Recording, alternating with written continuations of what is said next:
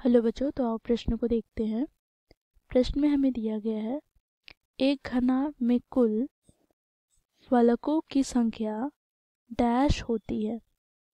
तो दिए गए प्रश्न की मुख्य अवधारणा की बात करें तो यहाँ पर हम बात करेंगे बच्चों घनाभ के बारे में। तो घनाभ किसे कहते हैं? तो देखो यहाँ पर ऐसी त्रिआयामी आकृति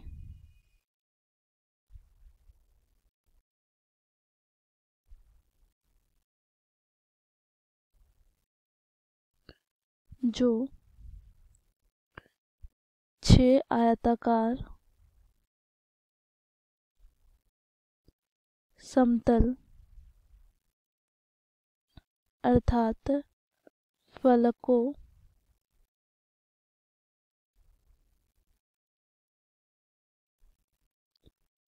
से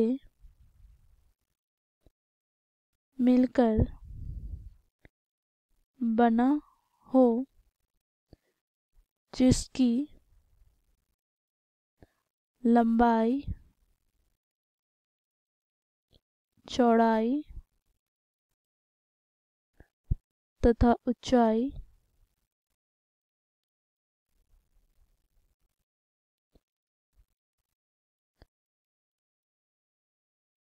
बराबर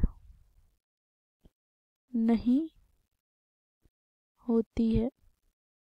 तो ऐसी त्रिआयामी आकृति को बच्चों हम घनाभ कहते हैं।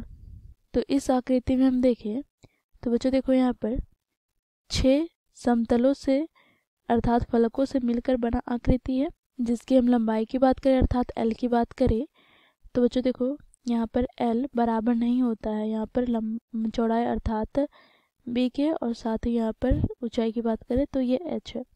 तो देखो ये तीनों मान असमान है, अर्थात यहाँ पर हम कहेंगे यह त्रिआयामी आकृति जो 6 फलकों से मिलकर बना है वो एक घनाभ है। अब प्रश्न में क्या बोला गया है? तो प्रश्न में बोला जा रहा है, देखो यहाँ पर एक घनाभ में कुल फलकों की संख्या कितनी होती है। तो बच्चों देखो क्योंकि ये घनाभ ऐसी त्रिआयामी आकृति है जो 6 आयताकार समतलों से अर्थात फलकों से मिलकर बना है, तो यहाँ पर फलकों की संख्या कितनी हो जाएगी? तो यहाँ पर फलकों की संख्या हो जाएगी 6। ठीक है, तो यहाँ पर हम लिखेंगे इसलिए घनाभ में फलकों की संख्या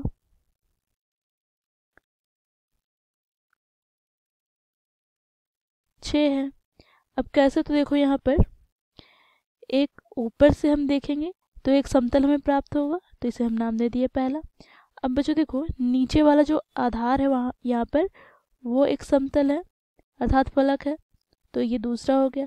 अब बच्चों यहाँ पर हम यदि बाईं ओर से देखें तो हमें पुनः एक समतल आकृति प्राप्त होंगे अर्थात फलक प्राप्त होंगे, तो इसे हम लोगों ने 3 दे दिया नाम।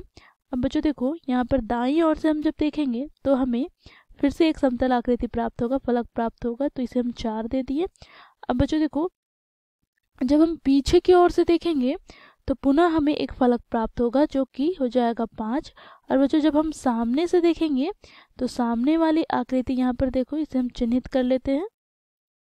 तो देखो ये वाली आकृति की बात कहा जा रहा है, तो ये भी हमें एक फलक प्राप्त हो रहा है अर्थात समतल प्राप्त हो रहा है, तो ये कितना हो जाएगा?